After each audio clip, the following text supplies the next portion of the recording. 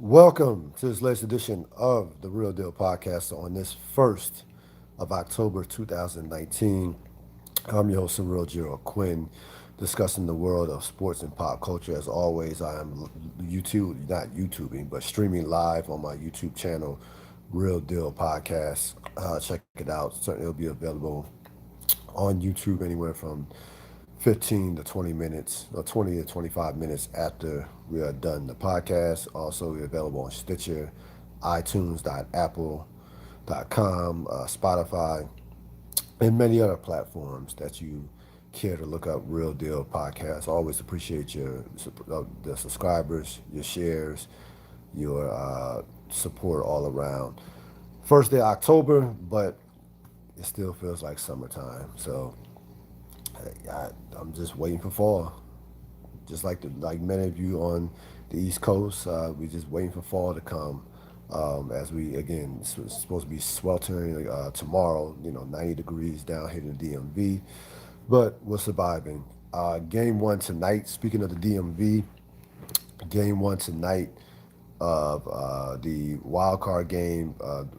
Nationals hosting the Milwaukee Brewers, who, despite losing their MVP Christian Yelich, haven't missed a beat and made it to the playoffs. They're still a dangerous, pesky team, and we know anything can happen in a one-game situation. But the bottom line is the Nationals forget about having just home field in the last at bat, which is always an advantage, especially in the postseason. But they have one Mad Max Scherzer on the mound. Now Scherzer has not been a dominant postseason pitcher. He's had his moments. He's been roughed up a couple times. He's been okay. He's been decent. I think he 4-5 ERA in the high threes, mid threes. Nothing spectacular, but we know Scherzer on any given night can come up with some no hit stuff. Can come up with a 1 run 2 hitter. I'm not worried about Scherzer if I'm a Nationals fan. I'm worried about, of course, their Achilles heel, and that's of course the bullpen. And especially against this lineup, which even without Yelich is still a very deep and talented Milwaukee lineup. Now, Brandon Woodruff, we'll see. We'll see what he's made of. Not a lot of experience. I don't think he's made any postseason starts, to be honest with you, to my knowledge. Look that up right now, matter of fact. But I think that clearly, if you're Nationals, again, you have two things going for you. You have the fact that three things. Number one, the Nationals was playing as well as any team entered down the stretch. They were playing. The Nationals have been in playoff mode for the better part of a month. Of a month. I love teams in October that are playing great baseball. Now Woodruff, correction, Woodruff has made two postseason starts, and was great last year in the postseason. Had a 1-1 record with a 1.46 ERA. So he pitched against Colorado and against the Dodgers. He won the game against Colorado, lost lost the game against the Dodgers. So this will be his third postseason start. Um, just wanted to check that out. I know Milwaukee had been in the postseason a couple times, so was in the postseason last year. So Woodruff has pitched in the postseason before. So the third postseason start, he shouldn't be shook by the pressure that is the postseason. Again, last year was a play-in game, not a play-in game, but was playing for similar to this, a one-game playoff to make advance to the divisional round. Of course, the winner of this game will play the Los Angeles Dodgers come Thursday. So, again, I think that the Nationals clearly have the advantage as far as you're talking about having a starting pitcher. You're talking about having a pitcher who we know can dominate a game. We know what Max Scherzer can do. Nationals have a lot of opportunity. Nationals have a major opportunity here because they have it set up nicely to where if they were to win game one, win this game, advance to play the Dodgers, you'll have Strasburg on basically a week's rest in game one against the Dodgers, and then you will have the potential, Strasburg, Corbin, And game 3, back at Nationals Park, you would have Mr. Scherzer again. So the Nationals, with their deep pitching staff, are set up nicely here going into postseason. And I'm telling you right now, I don't want to jinx the Nationals, especially Nationals fans wouldn't be happy for me. But I got good feelings about the Nationals going into the postseason. I really do. I don't think the pressure. Remember, the pressure is all on the Dodgers. The pressure is on the Dodgers to win. The Dodgers don't win a championship this year. People are going to be Dodgers fans are going to be losing their minds. I know Houston is the overall favorite, but the Dodgers have to get to the World Series. They lose a game 7. Okay, anybody can lose game 7. You're losing to a Houston team. We know how talented Houston is. Houston is the overall favorites, and rightfully so, should be the overall favorites to win it all. But the Nationals. I don't want to go as far as to say the Nationals are playing with house money, but the pressure is on the Dodgers. The pressure in the National League the pressure is squarely on the Dodgers to go out there and get to the World Series. And I'm always concerned about teams who basically have clinched the pennant, pennant back in, late June, early July. The Dodgers, the Yankees, Houston, those teams have been able to play free and easy for the better part of 2.5 months. That would concern me going to this postseason if I were a fan of those teams. Yankees, Dodgers, Astros. Again, teams like Oakland, teams like Tampa, the Nationals, Cardinals, even Brewers have been playing playoff caliber baseball, playoff intensity baseball, for the entire season. They haven't had a chance to catch their breath. They haven't had a chance to, really rest people. They haven't had a chance. Now again, that's an advantage. That's an advantage if you clinch your division early. If you're clearly the dominant team in your division, man, yeah, you can rest some people. Dodgers had a chance to rest some people. Houston had a chance to rest some people. Yankees, a lot of their guys haven't even played the entire year because they've had so many injuries. So some of those guys should be fresh going into the postseason. But I always am big, especially on baseball, on rhythm. I'm always big on teams playing playoff caliber baseball going into the postseason. I don't think there's a dominant team. Again, I think Houston is the best all around team from top to bottom. But there's no 98 Yankees here. There's no 84 Tigers. You know, no team. There's no team that dominant in these playoffs. It's just baseball is too spread out. The talent is too spread out. So tonight, in about half hour or so, a little over half hour, you have the Nationals and the Brewers. And again, for Nats fans, it has to be exciting because considering how they got off to the slow start. They lost, and again, I told you at the beginning of the season that the losing Bryce Harper was not going to be a big deal. It just wasn't. Bryce Harper is sitting at home watching the playoffs right now. Still $325 million richer, but he's sitting at home watching the playoffs.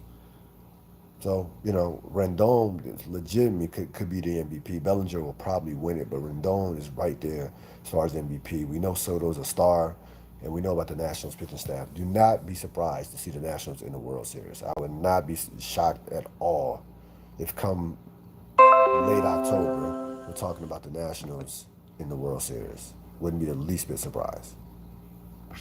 They have that much talent. Again, one of these years, they're due. They are due. They absolutely due. One of these years to make a run, to kind of exercise those postseason demons. Baseball is a funny sport. You never know when is your time in baseball. It could be a lot of times it comes when the team you don't think you have the best team. A lot of times it comes in a year where no one's talking about you. They have the pitching staff that can win the whole thing. Now again, the bullpen, we'll see. If the bullpen is decent, I don't think the bullpen even has to be dominant. If the bullpen is decent. If the bullpen is decent to good, they have a shot. Just getting started here on this latest edition of the Real Deal Podcast. Glad to be with you.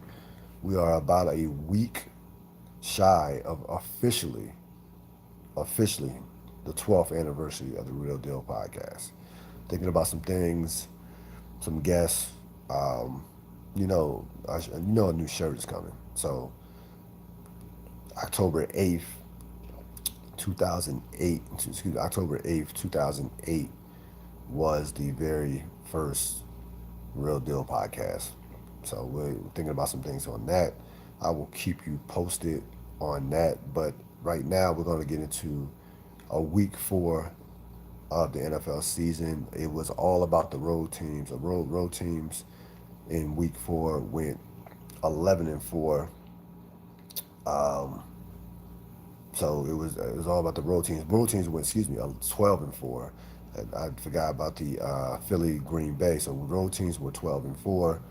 And we're going to begin with one of the home teams that took care of business, the New Orleans Saints, which probably had the most impressive win of the week, 12-10 over the Dallas Cowboys.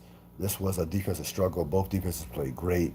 New Orleans just put on a defensive masterpiece in this game. Bridgewater wasn't great.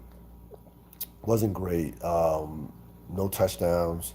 Did throw an interception, but it was all about the New Orleans run defense, which held Ezekiel Elliott to 35 yards. Dallas, as a team, only had 20 carries for 45 yards. Dak Prescott couldn't do it by himself. The late interception doesn't mean anything. That was the game, that it was what it was, a Hail Mary interception. I don't put too much stock into that. But the bottom line is, to me, this game told me all I need to know about the New Orleans Saints. The New Orleans Saints are the class of the NFC. They are 2-0 since the Drew Brees injury. They're 3-1.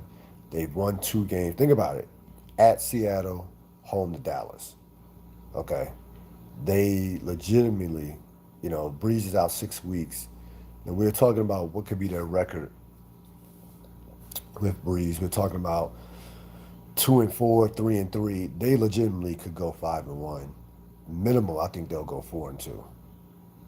This team is the team to beat in the AFC without question to me. Um, Talent up and down the board. Their defense has been tremendous. And just, again, they have, when you lose a future Hall of Fame quarterback, an all-time great, you got to give Sean Payton a lot of credit. The infrastructure of that team, the culture, that's what carries you. That's when you lose your franchise quarterback. And they definitely have established one of the best cultures in football. I'm not going to go crazy about Dallas. Dallas is who they are. Dallas is I think, will be a playoff team. Dallas is, without question, the class of the NFC. Well, not without question, but Dallas probably, like, neck and neck with Philadelphia. I got to see more out of Philadelphia. I know Philadelphia took care of Green Bay. It was a very good win by Philadelphia. Those teams are neck and neck. You want to give Philadelphia a slight edge because it was, maybe, but those two teams are neck and neck. And I think both those teams, Philadelphia and Dallas, will make the playoffs. I don't think every team in the NFC North is going to be, one of those teams is going to fall off. So I don't trust that. I don't trust that entire division. But again, that was a big time win for the New Orleans Saints. They are well on their way right now. Best team in the NFC without question. Kansas City took out Detroit 34-30. Pat Mahomes, despite no touchdown passes, it's been a long time since that happened. But took him, he did what great quarterbacks do. On the road, 79-yard drive, 13 plays, in a little over 2 minutes. Give Detroit a lot of credit. Detroit played well in this game. I mean, this was not Detroit. Probably outplayed Kansas City. They probably outplayed Kansas City, but Kansas City made enough plays. And again, Kansas City has the best player in the NFL in Patrick Mahomes, and Kansas City improves to 4-0. More importantly for the Kansas City Chiefs, they are 3-0 away. To bank 3 road wins in the first month of the NFL season, that is just priceless. You cannot. I can't tell you how big that's going to be moving forward for the Chiefs, considering how great of a home team they are. I mean that puts you in the that sets you up so well moving forward with the schedule and with it gives you such a cushion to be 3-0 on the road. First of all, to get three road games out of the way the first quarter of the season is big, but to win all of them, Kansas City is set up nicely to contend for that home field advantage, which we all know could be even though last year they lost to New England at home. You don't want to travel to Foxborough late January. We all know that that place is almost impossible to win at. But Kansas City's in good shape right now at 4-0 in a game where sometimes you don't play well, and this was a week, a Sunday where a lot of the undefeated, a lot of the top teams that we thought were the top teams did not play well. You're gonna have Sundays like that, which moves us to our next game. New England just getting by Buffalo 16-10. Again, similar to the Dallas New Orleans games. This was a defensive struggle by both teams. Both teams played great defense. The New England defense has been historically great this season. They are. It's remarkable. Like, I'm just looking at their numbers. They are number one in points allowed by almost 10 points. Like they only giving up 6.8 points per game. The next team is giving up like 15.6. Now 15.6 is a great number in itself, but 6.8 is just ridiculous. That doesn't even make that's like a video game. They're number one in points allowed, number one in points allowed, number one in yards allowed, number one in sacks, second in rushing yards allowed, and second in rushing yards allowed. Like this is like Chicago Bear esque, Baltimore Ravens esque in 2000. I mean, they have been just dominant. Now again, they have not faced a big time offense. Even Pittsburgh, we know how we know even Pittsburgh with a healthy Ben Roethlisberger offense was not clicking. So we'll see when they face a top tier offense. But as of right now, they've been. I haven't seen a New England defense play this well in a decade. I mean, it's been. You gotta go back to the early years. The Ty Law, Willie McGinnis, Teddy Bruschi, Rodney Harrison years for this defense to be as dominant as it is, and it needed to be because Brady was god awful. Brady 18 to 39, 150 yards, one interception. And I'm telling you right now, and I told you this after the Pittsburgh game, Brady is slipping. He's slipping. There's no two ways about it. Brady has not played well this year, and you just wonder, can their defense carry them to a Super Bowl? That's the question. I think Belichick secretly likes this. I'm telling you, Belichick would be, if Belichick if they were to win a Super Bowl with Tom Brady playing at this level, having a year similar to what Peyton Manning had in his last year with them won the Super Bowl because of their defense. You know what that would do for Belichick's legacy?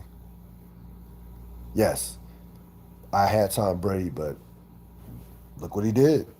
His last year, he was one of the he wasn't productive at all. He was terrible. So right now, Belichick is winning. There's no two ways about it. Belichick is absolutely winning. But with all that being said, New England does what they do to the AFC East. That is defeat every opponent, and especially the Buffalo Bills.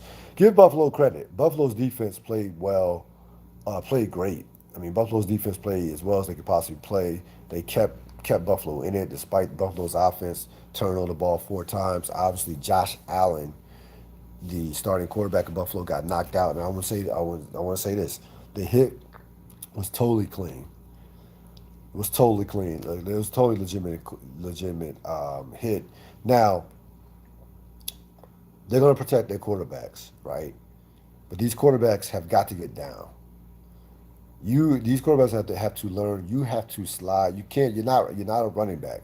You're not a tight end. You are not built to take these head on hits. Okay. If a team has a chance to knock a quarterback out, they're going to knock him out. We'll take the 15 yard. We'll take the 15-yard penalty. We will take even a fine for our player. We're talking about knocking out a starting quarterback. That is worth the 15 yards. That's worth the 10,000 that the team could pay that fine easily for the player. These quarterbacks have got to get down. These quarterbacks have got to protect themselves. Period. This is all there is to it. Slide. You don't slide head first. Feet first. Run out of bounds. Stop taking unnecessary hits. It's dumb. You're going to shorten your careers, and you're going to end up on the sidelines. So I had no real problem with the hit. Got penalized, but it wasn't worth. That 15 yards was not worth a starting quarterback. Like you would make that trade if you're New England 100 times out of 100. If you're Buffalo, not so much.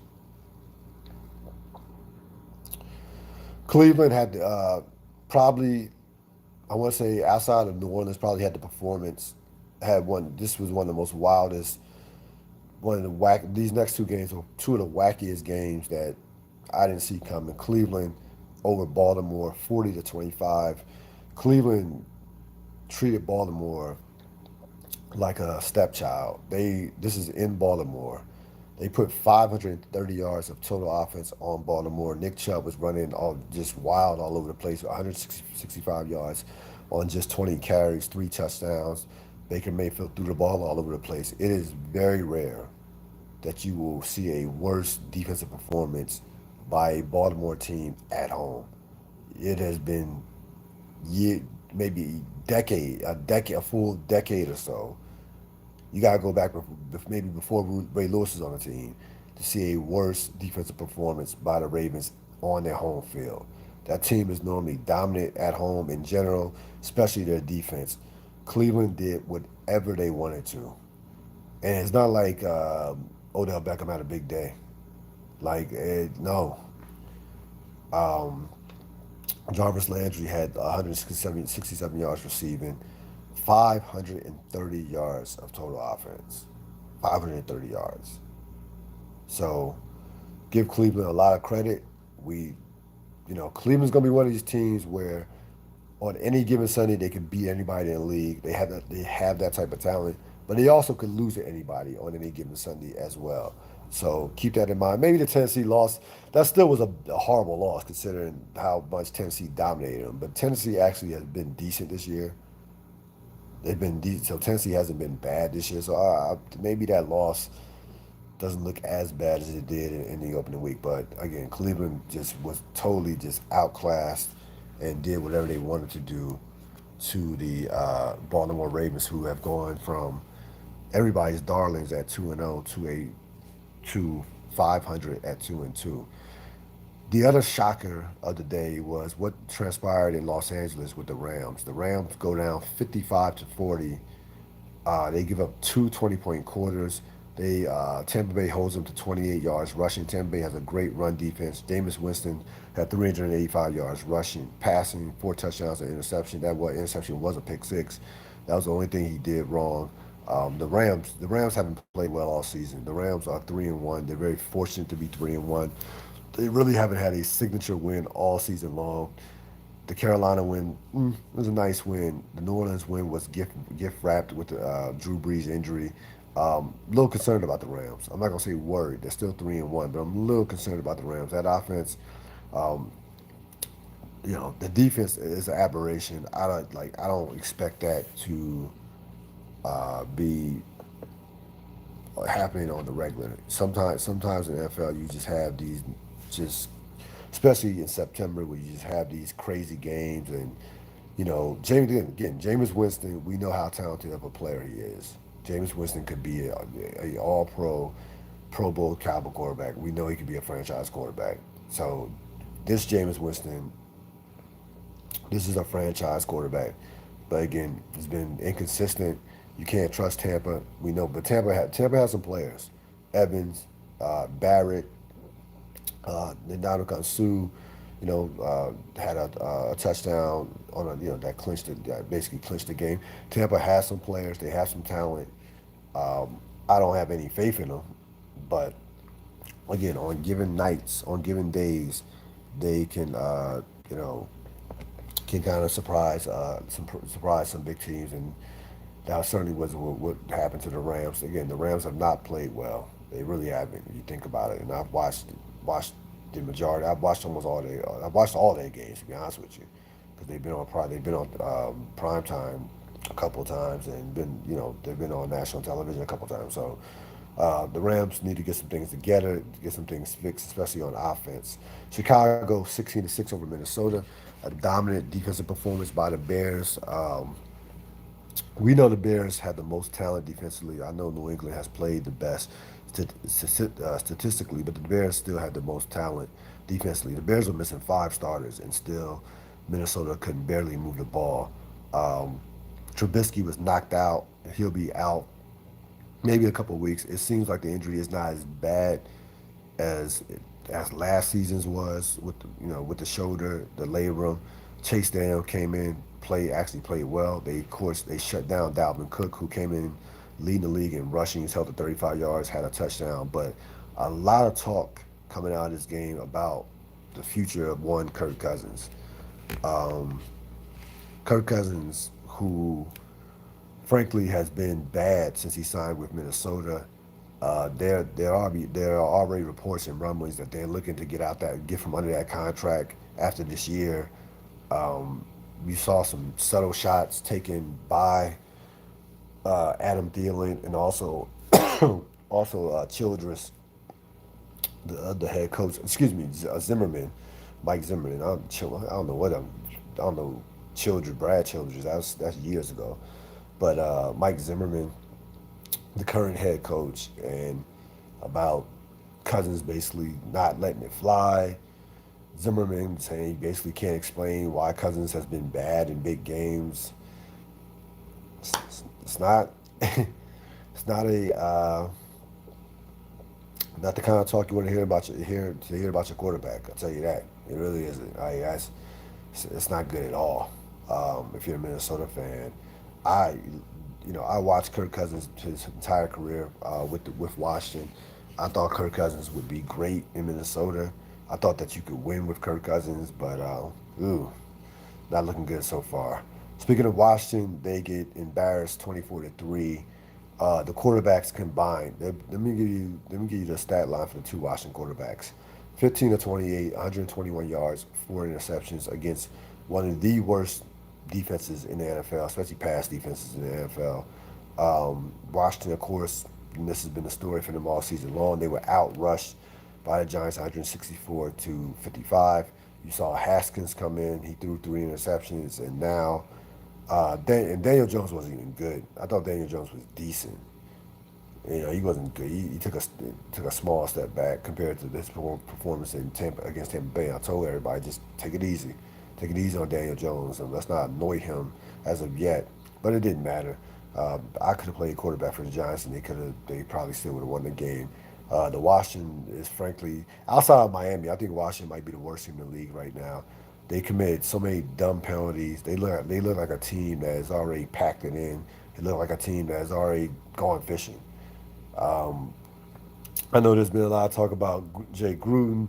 I don't think it makes a difference makes any sense to fire him now. He's not going to be there next year. He shouldn't have been there this year. And, that was their first mistake. Minuski should have been gone as well. But again, you're talking about Washington. You're talking about one of the most toxic cultures in football. You're talking about the Knicks of professional football right now. From Daniel Snyder to Bruce Allen, it is a clown show, a atrocity of a franchise right now. I actually feel sorry for the Washington fans. See, I tuned out Washington years ago. I don't even invest any of my mental energy in terms of worrying about what Washington's going to do. I'm just following the NFL at this point. So to the Washington fans who are investing time and energy into that franchise, more power to you. You deserve much better than this. You deserve like a whole lot better than this. That franchise is a utter disgrace. They are an embarrassment of embarrassments. And as long as Daniel Snyder is the owner, as long as Bruce Allen is in his position, it will never change. It will never change. So Giants even a record at 2-2. Washington falls to 0-4, and looking at Washington's schedule, they might win 3 games. Maybe two. They're 2-4. And I wouldn't be surprised if they were 1-15. I really wouldn't be. I would not be surprised if they were 1-15. New England will be able to basically name their score against Washington come Sunday. Carolina, Jacksonville, Oakland kind of have righted the ship. To say all three of those teams got off to slow starts. They find themselves at 2-2. Give Carolina a lot of credit with the backup quarterback. He's came in and done a tremendous job. Done a good job. Carolina still has a very good defense. But we'll see what happens. Oakland getting through the Antonio Brown nonsense. Now, Vontaze Burfict hit. That was a big story in the Oakland Indianapolis game. That was the hit worthy of a season-long suspension? No. But when you are basically on, to give a jail analogy, 2 strikes, you got to walk on eggshells if you're Vontaze Burfict. I mean, there's no excuse for him to go helmet to helmet to a player who is on one knee. And it made no sense. He should be suspended on stupidity alone. If you're Vontaze Burfict, you're telling me you just don't want to play football. You are one of the dirtiest. You are considered the dirtiest player in the NFL by far. I don't even think it's even close. By far. Yet you're gonna you just again that hit normally probably would be maybe a 1 game suspension, ejection, maybe even just an ejection. Any other player I think just probably gets ejected. But when you are Vontaze Burfict, you have no room for error. It's just that's all there is to it. That guy is just one of the dumbest players in the league, and it has talent. Vontaze Burfict actually is a talented player, but he's just dumber than a box of rocks.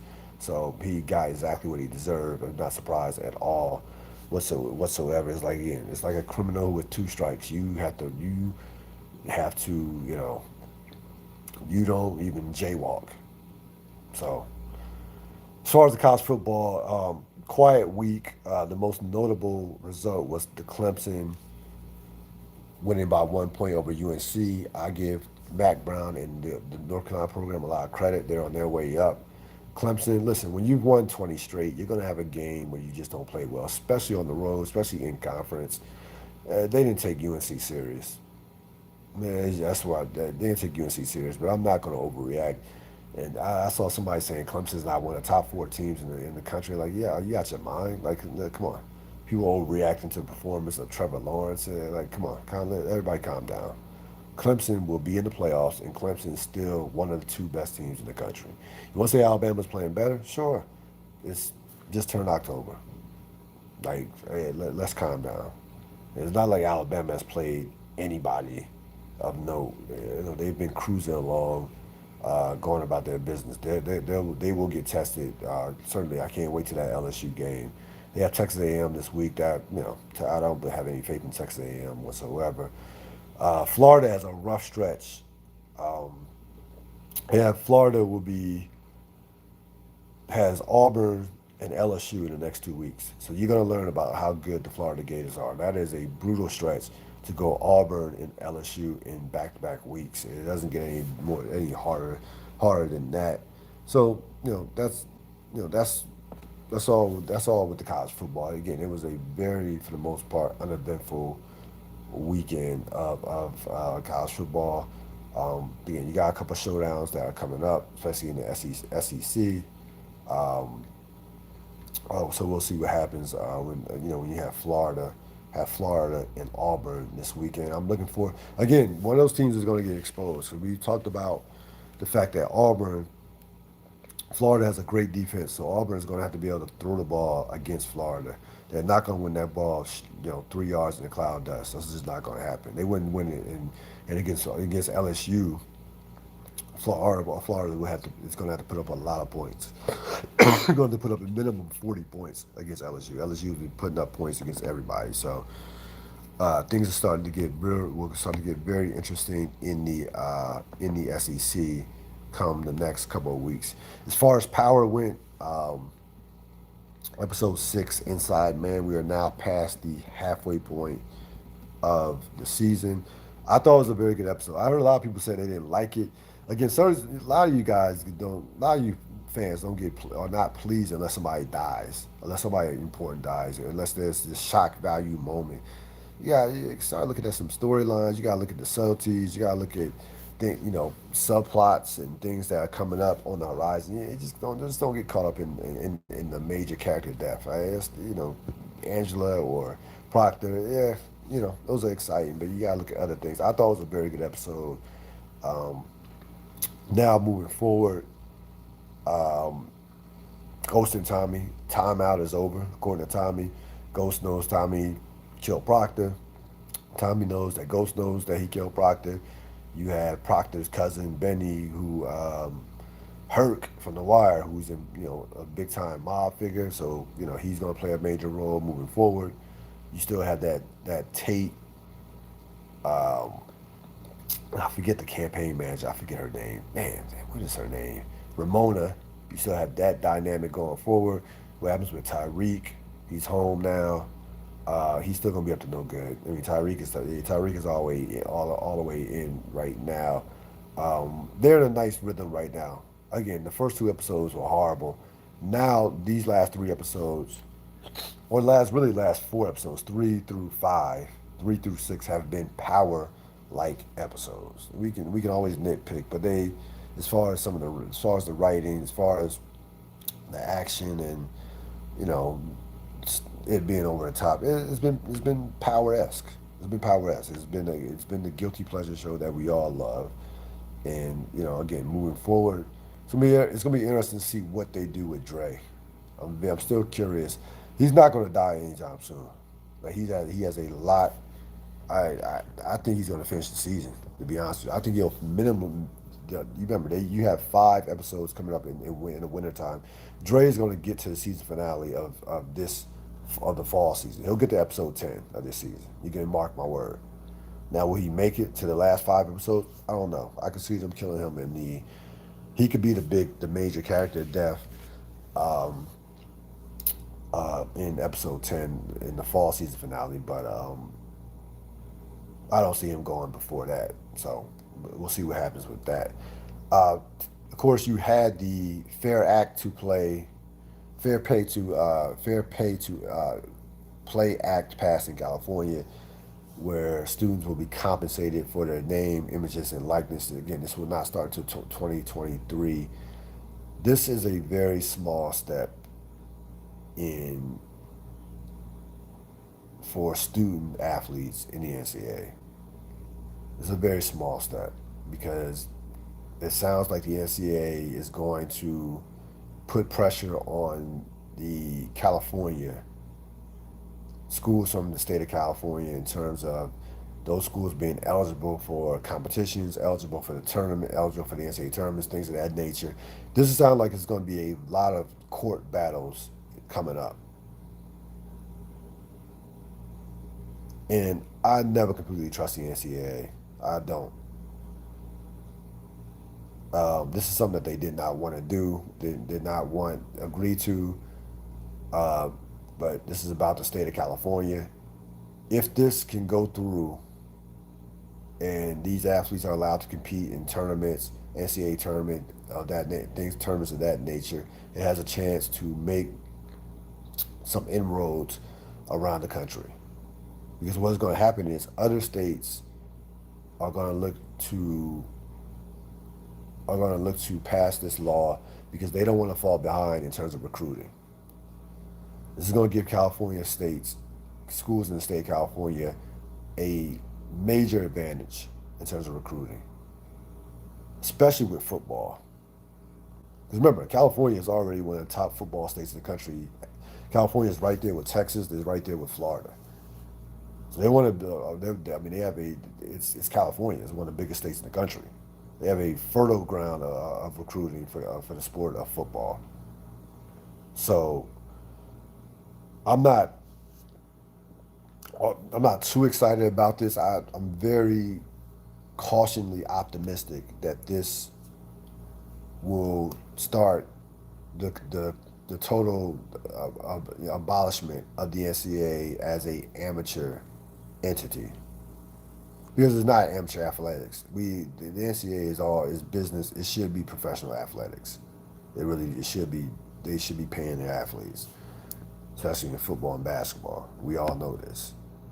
So we will see how far this goes. This is a small step. It's a positive step, but don't get too excited about this. Really watch. There are gonna be a number of court battles coming up. It's just bound to happen. That's going to wrap it up for this latest edition of the Ril Dil Podcast. As always, thanks for joining me. This is season 12 of the Ril Dil Podcast, telling it like it is with no apologies. Thanks for listening. I'm out.